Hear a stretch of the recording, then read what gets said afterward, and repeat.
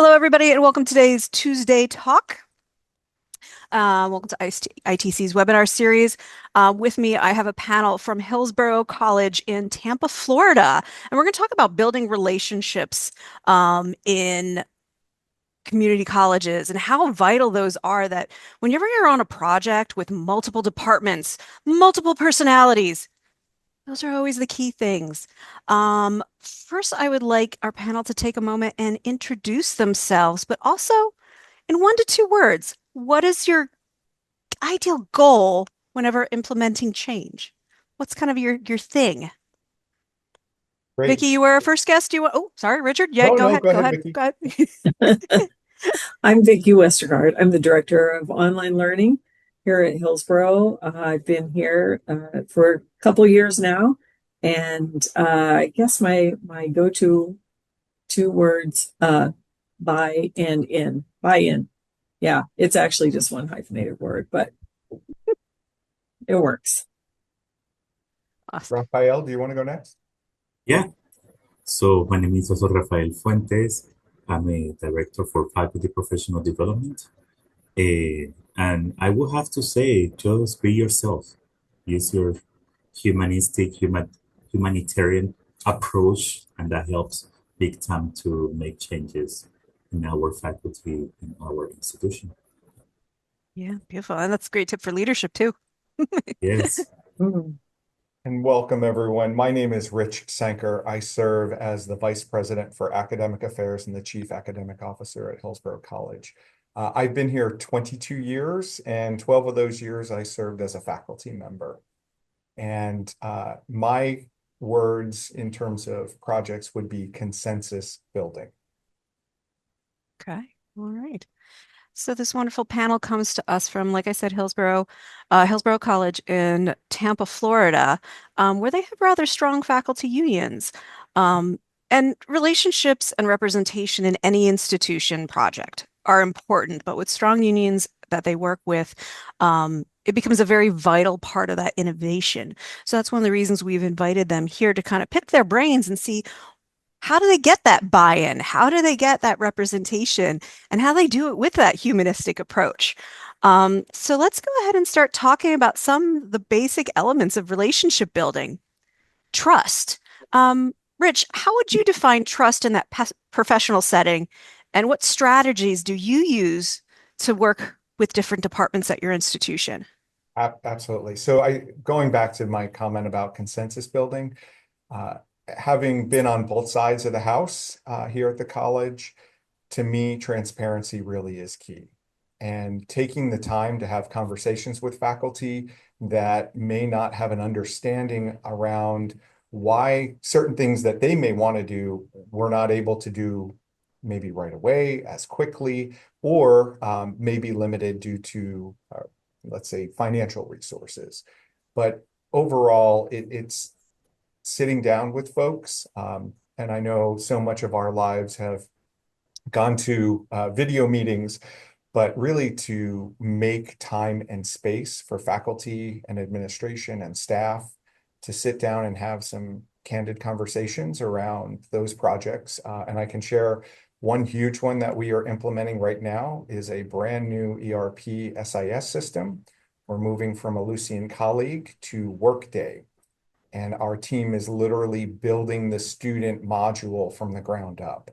And we've engaged our faculty in that from day one. So they knew that their experience, their use of the SIS is really critical to their success with their students.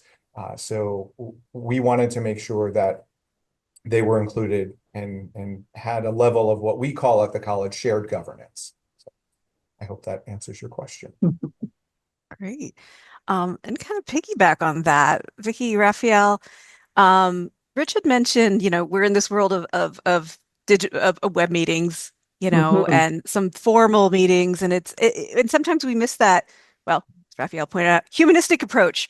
Um, what sort of informal interactions, like connecting with individuals outside of this Brady Bunch kind of thing going on here, um, help foster that collaboration and some of the projects that you've both have worked on? Well, I definitely tried to get out on campus as much as I can for in-service and other meetings. We have a lot of committees that do meet in person at least once a semester and just try to talk to people on a one-on-one basis, because it is important to have other conversations where you find out about, families and things like that that are important to people outside of the workplace. But I also want to make sure that people understand that, as much as they might think I'm from the dark side of administration, that I am working for them and for students to help find things that will make everybody's lives better and happier and more successful. And I feel like I have done a good job of cultivating that just by listening to people and really talking to them about challenges that they have and acknowledging those as we go forward as well. As Rich said, we can't always do everything that faculty want us to do, but sometimes if we can talk about, the why we can't, or maybe where we could in another phase a little bit later on, it's helpful for them to get that perspective. Yeah, if those conversations are kind of organic and where Mhm. it may not be like the first initial idea, it could be something that also you've been thinking about, and that Right. collaboration can actually like evolve and make it happen. Mhm. Raphael, any comments on that? What's kind of your tips to making connections? Eh, we are Hillsborough College. We actually used to be Hillsborough Community College. And I mention this because there is a sense of community and that is important in here. And I didn't I didn't say how long I have been here. My time as an adjunct plus as a full-time faculty, as a counselor, and now as a director, I have been with Hillsborough College for almost 16 years. Mhm. So having that sense of community, as Vicky mentioned, even connecting with faculty, connecting with them, uh, getting to ask them at times some personal question. How is your mom doing? How is the family doing? And it's not that you are going into their personal business, but we are humans. And sometimes here we are so focused about so business, so professional, but at the same time, just having that personal conversation, it's very inspiring and it's very nice. And as we are now taking care of our elders, I was taking care of my mom recently, and it's interesting because I have kind of created a little cohort of people going through the same situation. And every time we have gone through the same situation, we share the resources, we share the frustration or the challenges that we go through the personal life. And it helps just to kind of have that personal touch and letting them know, hey, even though I'm in this position, I'm human as you are. And that makes a big difference when you work with them. And Brooke, if I could just make a point, both Vicky and Raphael are the types of individuals who value that personal connection with their colleagues. And I've watched them both over the years literally go out of their way to engage folks. Even that person who may be, standing in the corner at an event, Vicky and Raphael are the type of people to walk up to them and say, "Hey, what's going on? How are you? Let's have a conversation."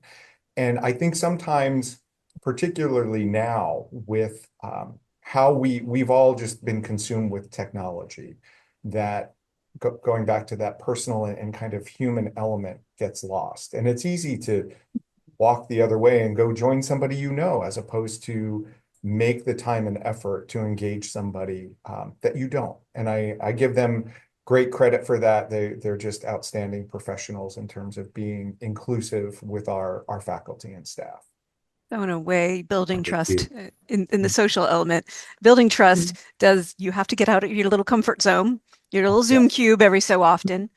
Um, Vicky and Raphael, since you are out there getting in touch with people, what are the challenges with building that one-on-one personal element when we've got, people, even if you're a full-time faculty, you're splitting your time between campus and home. Some people have hybrid work loads or even just schedules. It just ends up, let's just do a Zoom meeting. It's quicker.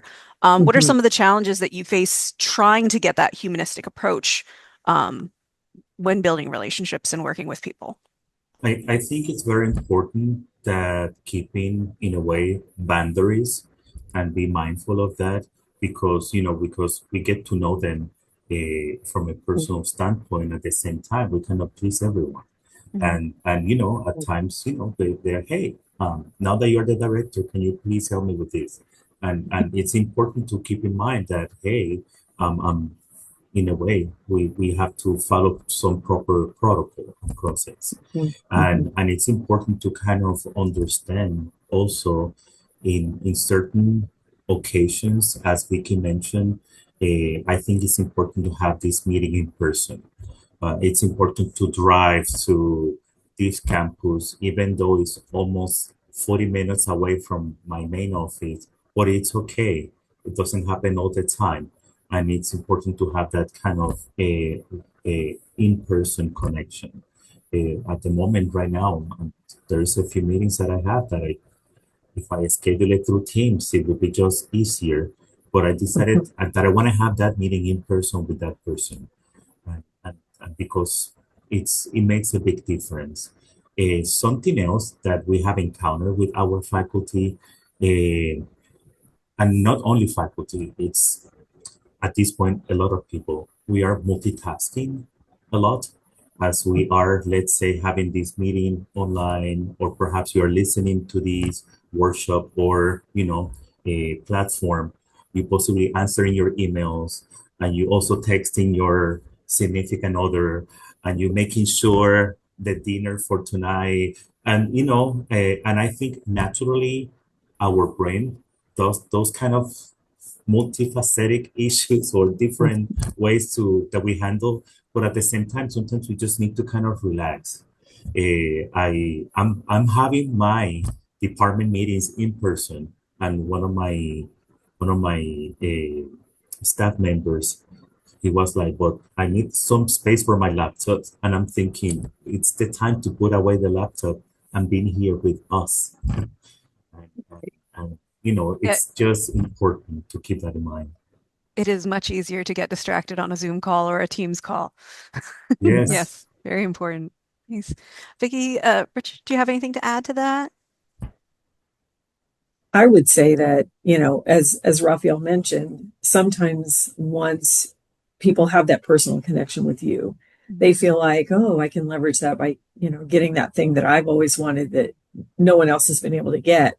And so we have to keep in mind the fairness and scalability of whatever we're trying to, help people with. Are we able to help everybody with it? Because if not, we maybe need to pull back and sometimes say no to our pals Yeah, around campus. yeah, understandable. We do have to, because we can only do things while we do tend to like always constantly, at least in our industry, in our jobs, as much as we can help, student Mhm. centered, instructor centered, team Right. centered. Yeah, sometimes you just can't do all the things. What do you do when you get into a situation where someone is asking you for a favor and it's like, how do you have that uncomfortable conversation with a no? I, Go somewhere else. Yeah, that's a great question. I will tell you early on in my career, I was very much a people pleaser. I just, I Mhm. wanted to be all things to all people. And I started out as an assistant to the dean, working in the dean's office, just trying to make faculty's lives easier. What can I do to help you do what you need to do? Mhm. Um, working my way up the ranks and realizing that um, there are a lot of times where folks are going to ask you for things that maybe you could do, but if to Vicky's point, if you did it, you realize that that individual is leveraging a personal relationship.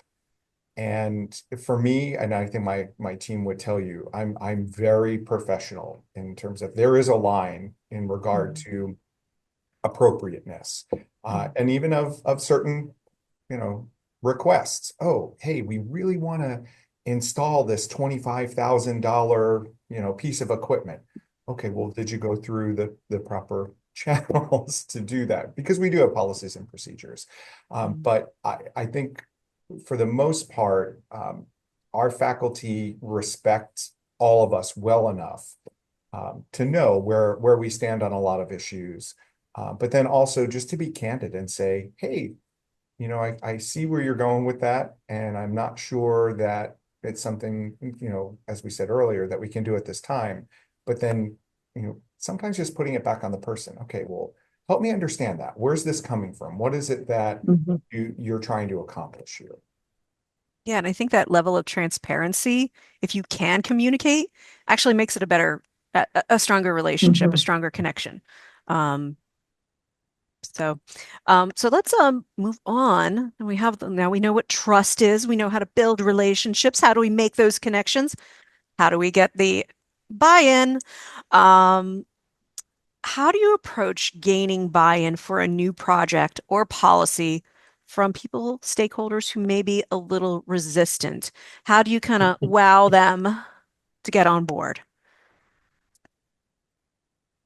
Vicky, do you want to talk about some of the challenges you've had with There was a very similar smile. I think you both It's know been exactly yeah, what you. yeah. well, it's been interesting. Part of the projects that my group does is trying to build courses with faculty. And just getting people on board with that idea has been, one thing. They don't want to be told what to do, but we know that we would like to improve our quality. And so we've gone through this process of, trying to get people on board with not only building the courses, but then using them afterwards. And, more recently, it's AI. And there are so many faculty that really are not sure that they ever want to say the letters A or I again together, because it's evil and it's going to ruin the whole world. So, of course, we know that our employers in the region and nationwide are really looking for students with those skills. And so it's a matter of talking to people. I feel like what are you afraid of? What are you worried about? What concerns you about this situation, and let's talk through that and kind of help almost do a little bit of a therapy session of working through those fears and considering the benefits that can be gained by going ahead and trying out this thing and kind of baby stepping them into some adoption sometimes. So it can be touchy, a lot of conversations, a lot of one-on-one conversations, because a lot of times people that are skeptical or resistant don't want to admit to it in front of other people, especially if it's a popular idea. If it's an unpopular idea, they'll say, oh no, don't want to do that.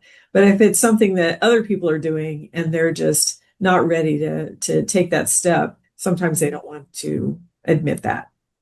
Yeah, sometimes it is a comfort level, not necessarily Mhm. like an expertise or knowledge level. It's just not ready to go there yet. Right, And, exactly. that's why. And yes, I've sat on a couple therapy sessions myself with people. People have sat with me on them as well.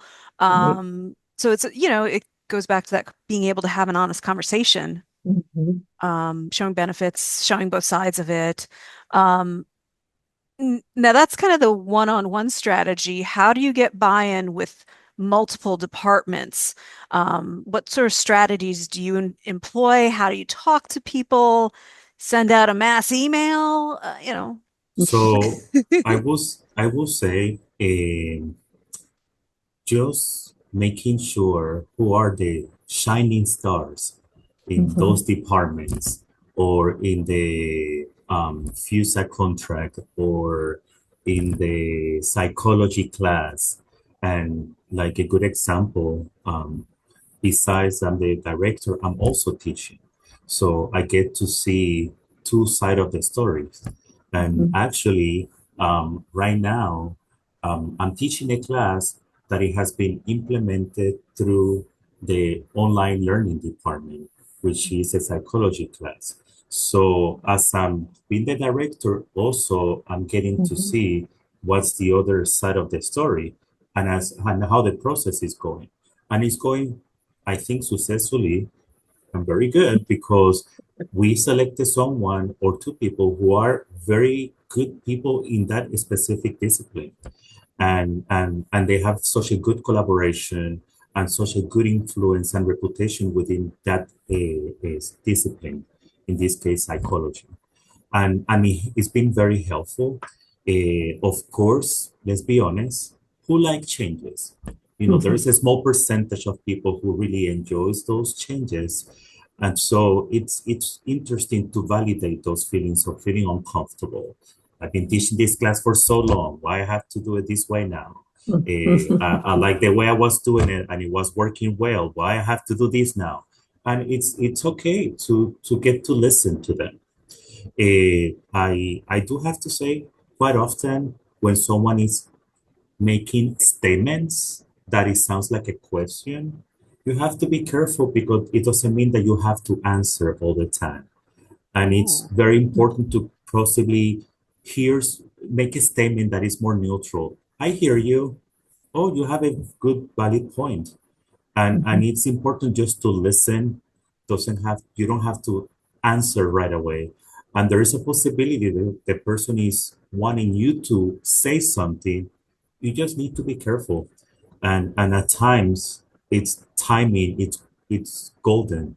So you have to be careful when it's the right time to say something about it. And that makes a huge difference. And in these changes, we need to validate that it's challenging for them. So it's okay that they go through those feelings, frustration, kind of getting out of their comfort zone. But little by little, we need to keep the motivation going, and later it has some positive outcomes.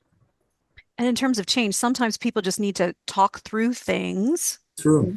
Um, and our jerk reaction is like, this is my idea, it's gonna be great. No, you're absolutely right. You have to let them kind of just listen for a bit. And from those conversations, you're gonna find, oh, maybe that's a good point. Maybe we need to change or shift gears or something. And you're gonna learn something about this project that you're trying to create that maybe an aspect that you didn't think about. Okay, let's switch gears. That's a great idea. And then you've got that collaboration kind of built in by just listening. That's an excellent point. That's great. Rich, Vicky, anything to add to that? I, I mean, it was great. I don't know how you're going to top it, but No, well, no, Raphael's spot on. I think it's important to give some context. Over the past few years, we have completely revamped the way we do our online course quality review process. okay. And we've made adjustments and refinements because the initial process that we initiated back in 2020, just around the time that COVID hit, there was a lot of resistance from our faculty. There were some folks that were excited. They're like, yeah, I want to do it. And then other folks that said, I have a quality course. I don't know why you're telling me I have to do this. Hmm. And I get it. I've been there. I've gone through those processes myself. So one of the other things that we did, and we actually put this in our faculty union contract, and our faculty union is called FUSA, F-U-S-A, Faculty United Service Association is the acronym. But long story short, we incentivized it. So faculty can make a substantial amount of money. It's well over $3,000 to build a course, and they can do that with colleagues. So we'll allow 3 faculty to collaborate together. So we're investing, close to $10,000 in what we would call a standard course because we want to make sure it's good and that our faculty are invested in that. They've put in the time and the energy, and then we have a product that can be shared with other faculty. And that's kind of what Rafael was alluding to earlier. He's using one of those standard course shells to teach that psychology course. And there still is some resistance out there with folks who say, I built a great course and no, I don't want to use that one. So Yeah, I mean, from the instructor side, whenever I've been handed a course, there's always a learning curve of it's not my content. I'm not super confident in this. Right. And in certain subject matters, who's to say, I teach English composition. Who's to say this short story is better than for the students than the other one? So yeah, I can understand both sides of it.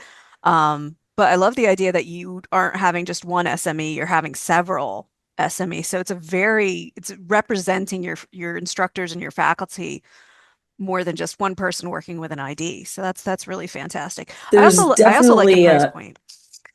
there's definitely a sweet spot because we found with one class we had too many people. There were too many differing uh, people wanted to go four different ways, you know, and so sometimes that can make it more challenging, but it does help with the buy-in as well.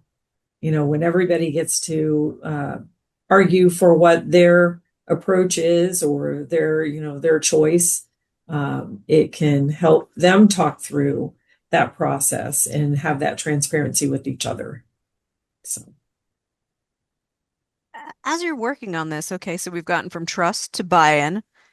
How do we get everyone on the same page as they work together? What, especially in like something, you know, what have been the best methods of keeping everyone connected and understanding each, you know, I mean, I'm sure there's project management elements of it, but what has worked Mhm. really well to make everyone accountable for their piece of the puzzle? I would argue having an initial meeting, sitting Mhm. down and level setting the expectations Okay. and having folks say, this is the piece I'm comfortable doing. So everyone takes on uh, a level of responsibility in that project and let them know, look, if you run into any issues, we are here to help support you in that, try to remove roadblocks. Mhm. I go back a few years where faculty came and said, there's this piece of software we really need, and it's more expensive than we thought. Okay, well, Mhm. let's find the money and make that happen. So building that trust with the faculty to know that we are here as that resource and support arm of the college to help them realize what they want to bring to fruition in their courses. I can share. I remember technically when we went for spring break in March 2020, and spring break was extended for 2 weeks, and then we never went back to the classroom, and now we are kind of forced to do something called Zoom, which a lot of people were unfamiliar. And then later, everyone was all fascinated with Zoom. Oh my God, this is so awesome. I love it. And then we let go Zoom and we transitioned officially to Teams. And then that was another resistance stage with the faculty. And and now everyone is loving Teams. So it's a matter of kind of validating the frustrations, but at the same time looking at those stakeholders that are kind of a key in these changes.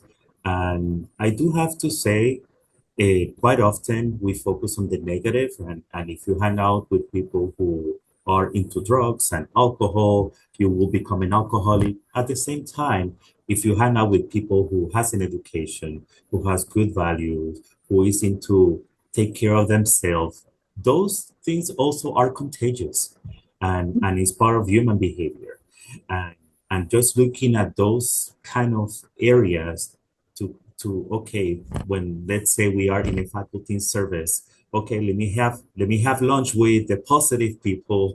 I don't want to be hearing complaints right now. And it's contagious, and little by little it makes a big difference. I think that culture aspect and that just the whole idea of having that shared experience that everyone went through COVID together and everybody was, you know, having to deal with teaching in a different way that many of them actually swore that they would never, ever do. But, you know, not given a choice, they had to come along. I think getting people involved in planning and setting expectations is important, but I think, and I learned this years ago from someone who led a committee that I was on about technology planning. And he's now a mayor. But at the time, he said, you know, first we have to start with what a lot of people forget. What is the problem we're trying to solve? What is the issue that we feel like needs a solution? And when people understand what you're working towards, as opposed to it just seems like you're trying to buy a shiny new toy, they can understand from the very beginning what the goals are, and then they buy into the goals more.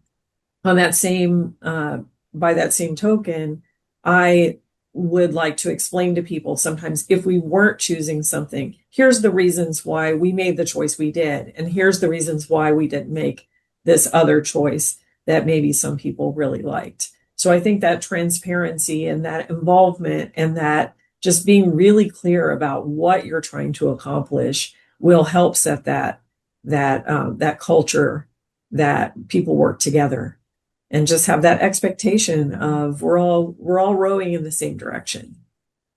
I think even understanding that pain point. Well, we saw this Hmm. problem, Right. and then also if people, oh yeah, that was kind of annoying. Let's Hmm. change that. That's excellent.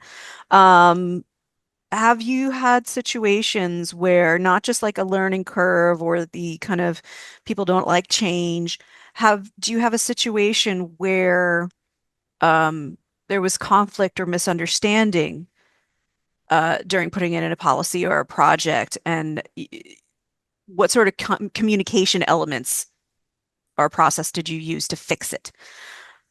Do you guys have like weird rumors starting at your college, Sure. and how Oh, do you? yeah. I'll go back to an issue. This is, gosh, probably 2012. We were transitioning from WebCT to Blackboard as our learning management system. And our former director of faculty professional development sent out an email to our faculty that said, all faculty are required to complete this training before they will be able to access Blackboard. And because we have such a strong faculty union, it's not spelled out in our contract that you have to be formally trained in this.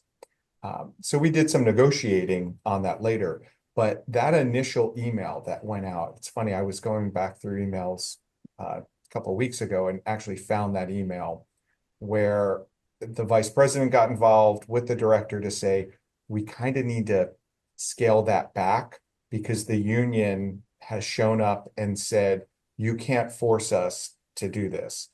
And many of the faculty said, I'm familiar with Blackboard. I teach at this other institution. I use it. So I don't feel that I should be compelled to have to do this. That caused a lot of controversy for several months. And Mhm. it was one word, required. Had that Hmm. email said all faculty are encouraged, it would have been a non-issue. But at that point too, there were some trust issues between the administration and the faculty. So, that becomes kind of a lightning rod Mhm. and words matter. So, Definitely, but we definitely. did get through it. Good. I Yeah, I guess. think God, I think it's important to filter a review. I think we are so used to put something together and send it. And we forget back in the days, we used to have the first draft and the second draft and the third draft. And at times, especially for some specific task or communications, it is very important that someone else look at it. Um, I have been in a situation here that we have a major event. We had invested in some money in some programs or something like that, and someone didn't check what happened, and then there's some big error in the printing that we have to reprint everything again, and it's a waste of money. It's just one example that happened once, but it's just making sure sometimes going to the basics is a good way to be successful and do things the proper way. yeah. I sometimes just copy and paste something into Copilot and say, make it friendlier. Yeah, Yeah, exactly. yeah. Sometimes. Yeah. Yeah, and in my team, we always kind of share. different letters or emails or saying, what do you think of this? Because each of us have different voices and different writing styles. Some are more technical writing. I tend to be a little more fluffy. So yeah, always having that. Uh, Once you've worked on projects, what else? Let's talk about some concrete tools. What like organization technology or just what kind of tools do you use to keep a project on on track? Um, what are some tips you can provide? So I'll just mention, in the past, other projects that I had worked on, we would use something like Microsoft Project, where you Okay. have a Gantt chart and you follow that. We're doing something similar now with our Workday implementation with the building out the student module. Mhm. We have a SharePoint site that's open to the entire community. Folks can go in and view and see where we are. We did partner with a third party consultant to help us with this. Mhm. And part of that consulting fee is that they are keeping us on track. So we kind of have those, green, yellow, red light indicators of where things are. And part of it is that regular communication so that we're not only leveraging the technology to help us, but then Mhm. we're getting the stakeholders and the leads in the same space. So whether it's on Teams, Zoom, or it's in the same room somewhere, and we're all looking at this together saying, okay, this is where we are, this is where we're going, but we Mhm. have these roadblocks or hiccups and how we're going to deal with that. Um, I will share, something that I do to try to keep myself on track, just personally, is Outlook because it's simple. I can use the tasks in Outlook and just put things on the calendar to make sure that I'm, following through and remembering because as was mentioned earlier, we all, I think, try to multitask, and in some ways we try to multitask way too much. Mhm. And that becomes over it's an overload. Like I don't think we have as much bandwidth as we'd like to think we do. And sometimes that means things fall through the cracks. We don't get back to that person's email. We don't follow up on a phone call, and that can damage relationships. So I think it's important to be cognizant of that. I We think, we are quite a oh, sorry. no, go ahead. We are quite a Microsoft shop here too. And for my team and our projects, as far as working on courses, we do like to use Microsoft Teams, and we create channels for each of the courses that we're doing. So we can use that as organization. And again, you have project tasks and things that you can assign in there, calendars to use, and things like that. So that's our simple and easy.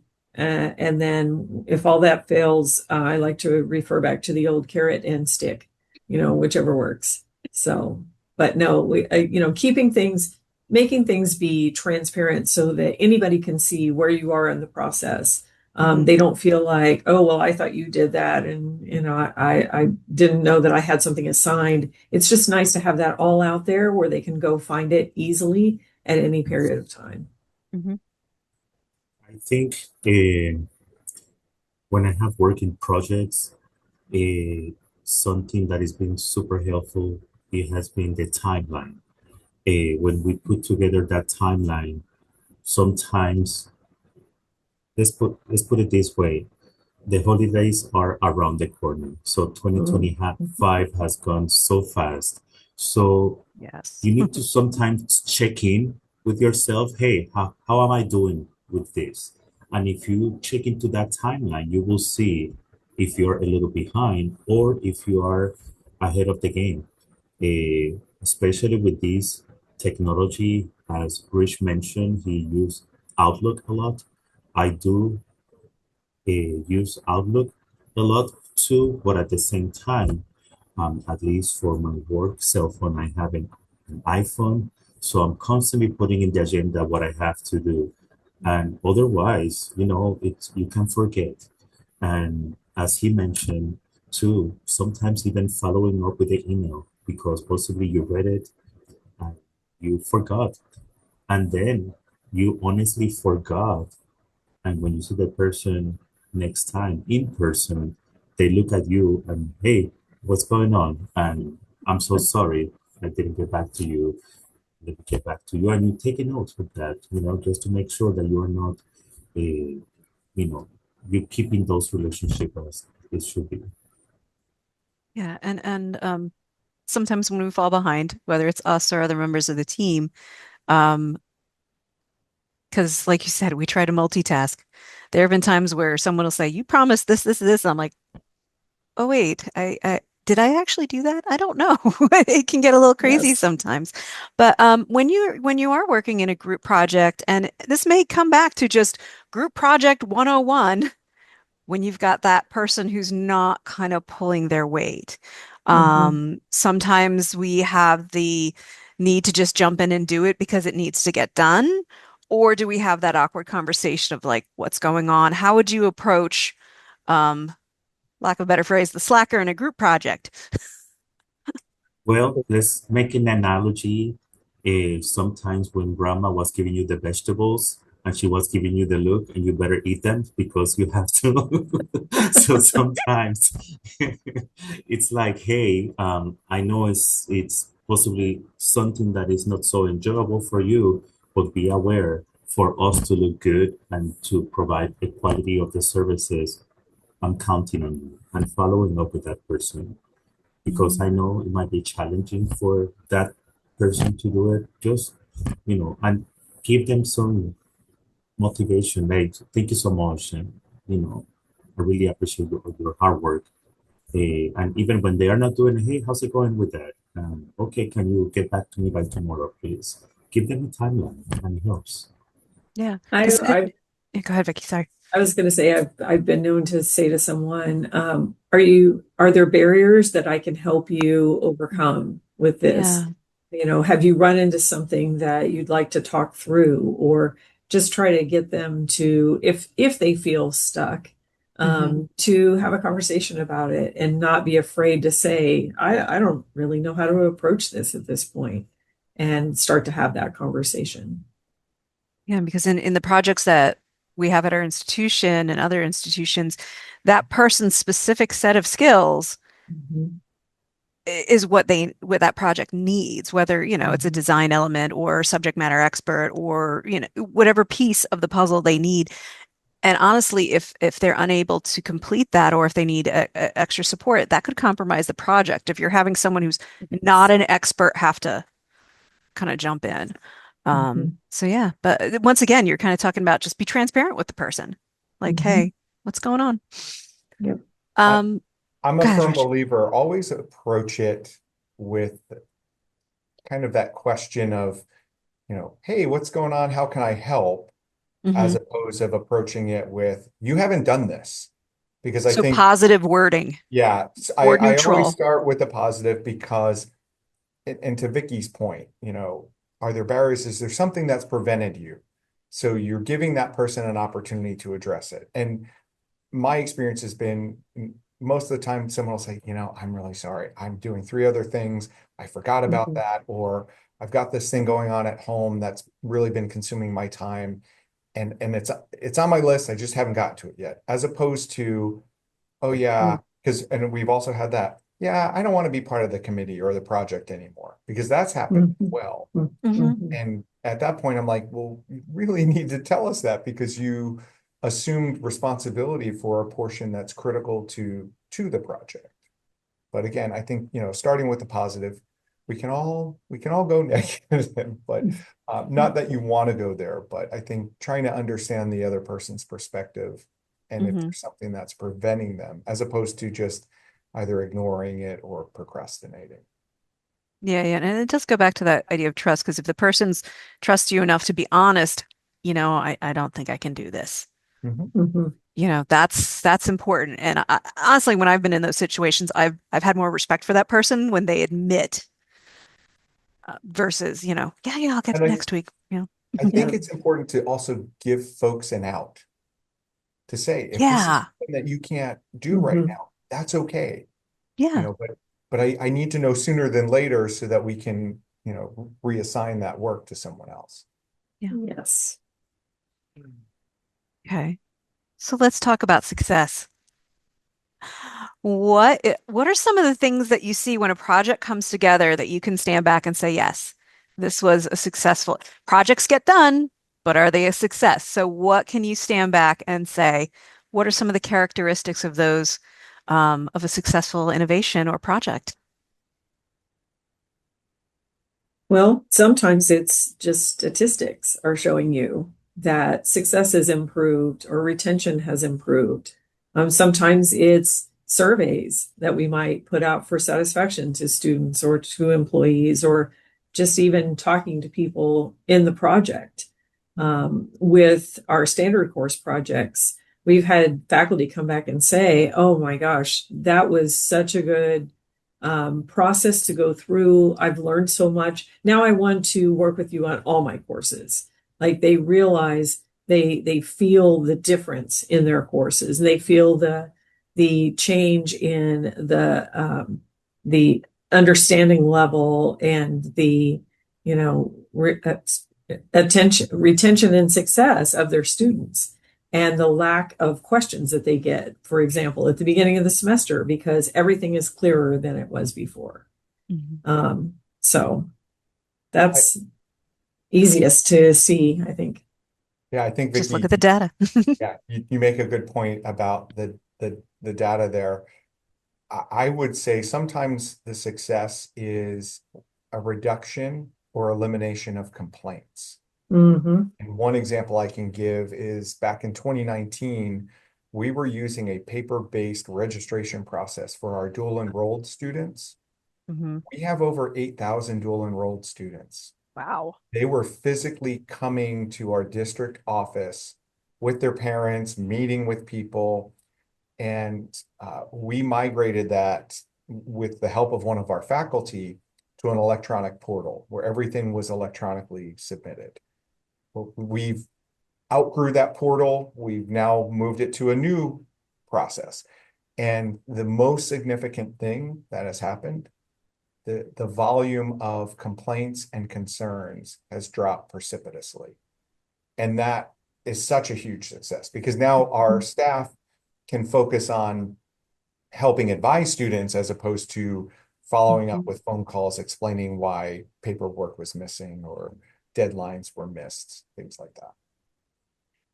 I want to say something about that because I was part of that. Like, I was part of the people registering students at 3 p.m. and we close at 4:30 and we have 40 students waiting in the lobby.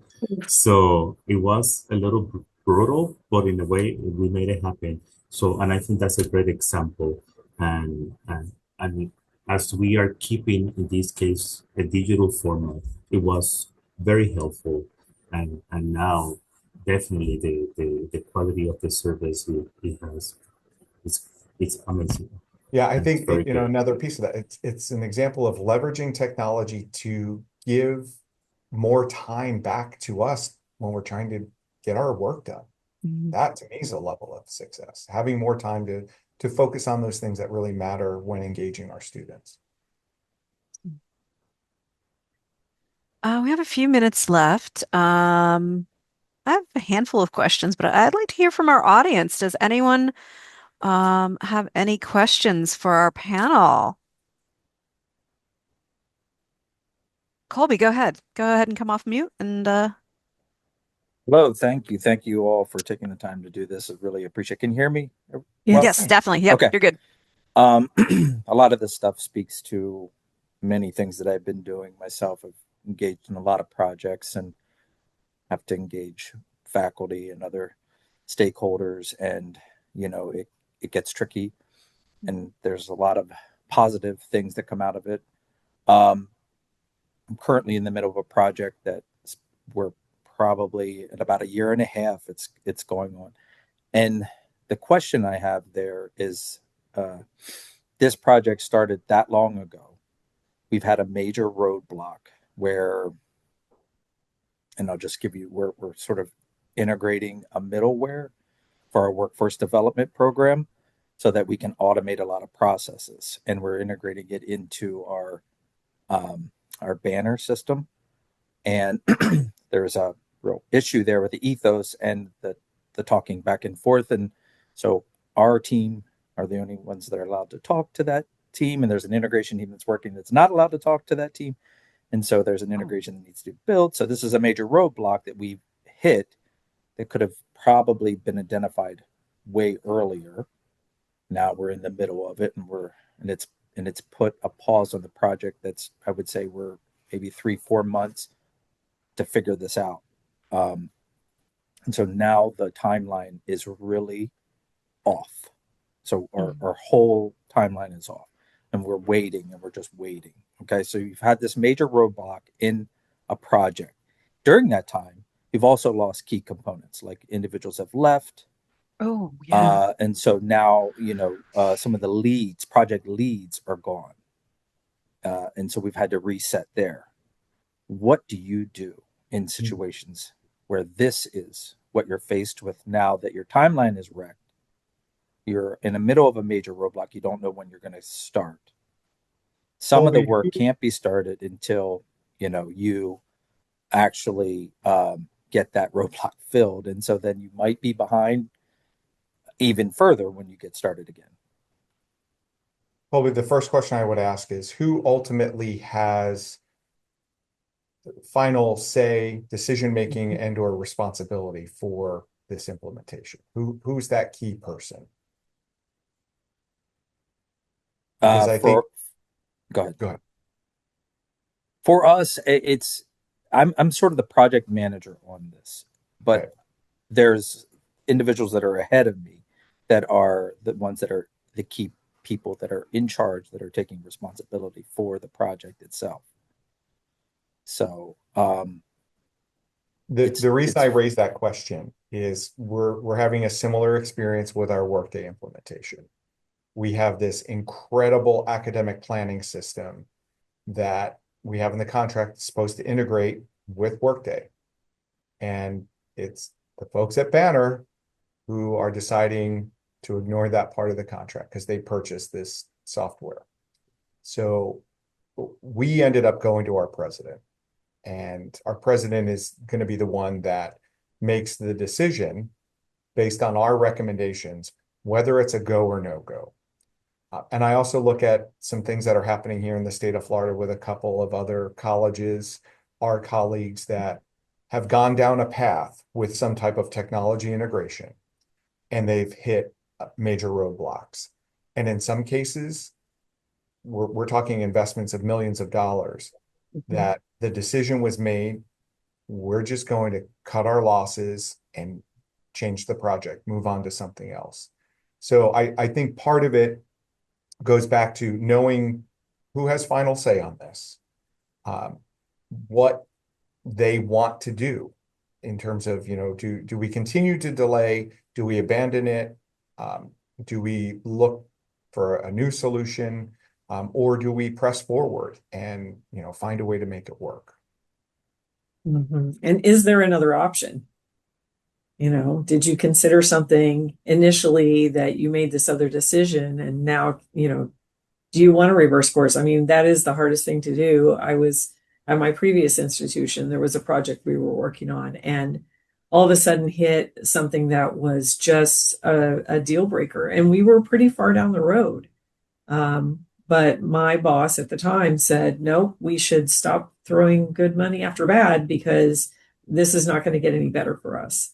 And so it is hard to make that decision to make a change. But I would say also you might want to try to, put together some kind of reboot, actually talk through what's happening and, if it can be solved, when it's solved, what's your plan? How do you pick that up and get the momentum going again? Maybe have a little rally or something to try to get people back in the mind frame of this is what we're doing. Now that we've got the flat tire fixed, or whatever analogy you want to use, how do we get this rolling again? I literally would get all the major stakeholders in a room together and say, we need to spend however much time to get this addressed and come to some decision before we leave the meeting today. Something else that I will say, Colby, I can hear your frustration as I'm listening to you. and be aware, do some self-reflection, and make sure you have done everything that is in your hands to take care of this. Because you're the project manager doesn't mean that you need to do everything. So, sometimes we get stuck in that frustration and we feel guilty, we feel responsible, but be aware we learning something out of this. And also just don't be possibly too hard with yourself. And as Rich said, possibly just, put together the major stakeholders to make some good action into this. Yeah, let me follow up with that. I appreciate that. That's all really good advice. I'm going to follow up with one thing that also is kind of a question too that you're bringing up, and that is when we started this project, and I know just based on what I'm hearing from all of you, you've been through many projects. When you started the project, you got a lot of naysayers, correct? And they were like, "This isn't going to work. We've tried this before, or we've seen things like this before." So to abandon the project at this point, the confidence that would be lost Mm-hmm. when trying to introduce a new project going forward, be after that, it is Right. a really That's rock in that's a a hard huge place factor. situation. Hmm. Yeah, you don't want to admit defeat in that case because you don't want the naysayers to essentially win, right? So Yeah, it's not it's a a hard one. yeah, I agree. Yeah, no, like not necessarily. I don't want them to win. I just don't want to have every other project questioned to the extent that we Exactly. wouldn't be able to get that. And it's such a difficult, like I like the idea of like saying, we can't, it's not working. We can't get Do, get it done. And do we you have to have go this colleagues at route. other institutions that have come up against this same situation? In the state of We're the Florida. first to Oh, do okay. this. Okay. Oh, So We are the that's I really first to would do hard. this. I talk to that vendor and find out other institutions that around the country, and see did they run into something similar, and if they did, how did they overcome it? Yeah, and can you talk to them? Because sometimes if, they'll connect you with another institution and you can get strategies from them. That's a great idea. Yeah, even starting with a statewide group.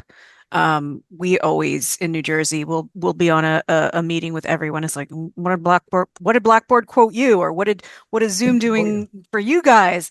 And Right. we kind of figure stuff out. I don't want to totally pause Colby's conversation, but it is 3 o'clock. So if anyone's still hanging on to ask a question, but you have to move on and go to another meeting or 3 meetings, throw your question in the chat and our panel will discuss it and I will send you back a response. Or if there was a specific, panelist that you wanted to speak to, just let me know in the chat and I can connect you. Um, so yeah. Um, yeah. How are you feeling, Colby? You still nervous about that? No, I appreciate it was a really good conversation. So I'm sorry I kind of hijacked the question portion at the end here. It's just I'm doing well. We feel like we've found the solution. It's just a money factor now. And whether the people that are doing the integration want to pay that to get the in because it's a Colby, matter of I'll share go ahead. a mentor I had said, if money can fix it, it's not a problem. Yeah. And I know that's easier said than done, Mhm. particularly when budgets are so tight. But if it's a priority, we find the money. And the reason I was asking that, can you go to your president and say, hey, we are this close, but we need $400,000 to make this thing work. So Yeah, and it's for us, it's we'll pay if the vendor that we're working with is willing to compensate us. So it's kind of a got you. we brought all the stakeholders in for a meeting. We've had one. We have to have another one now that we have a solution on the table, um, and a cost that needs to be addressed. And so hopefully they decide to go with that. What's interesting about this whole thing is that it's a year and a half, and we've already technology advances so fast that you're right, there are other things out there already that we're looking at and saying, you know what, that could be an option. But it's it's one of those things where it's like, well, maybe we should just go for that. But now we're abandoning this, uh, you know, as much time and money we spent into that. And I don't know where we're going to go with it, but I'm hopeful that we decide fast. Well, good luck. Yeah. I Look, appreciate it. Yeah. Well, thank you all. no problem. Thanks for joining us today. Glad. Hope we could give some insight and help you out.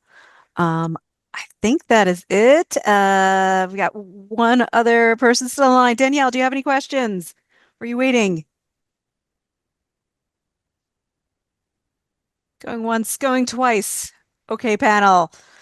We are good. Thank you so much for joining. I really enjoyed this conversation. Uh, it a lot of the responses that you guys gave really kind of dip into a lot of philosophies that ITC is trying to promote. So this was wonderful. Thank you so much for your time. I really Thank you, appreciate it. Laura. Yeah, Thank you. great. Yay. And Thank thanks you. for sending Vicky to the Art Leadership Academy. Absolutely. Absolutely. It If was you've got great. anyone else, Every year, I try to send someone every year. awesome. We're going to be Mhm. in Eugene, Oregon at Lane County Community College. So lots of pretty nature stuff, hopefully. Very Nice. cool. All right. Take All care, right, everyone. take Thank Thank care. you, you. Brooke. Thank Bye. you. Thank you. Bye bye. Bye-bye.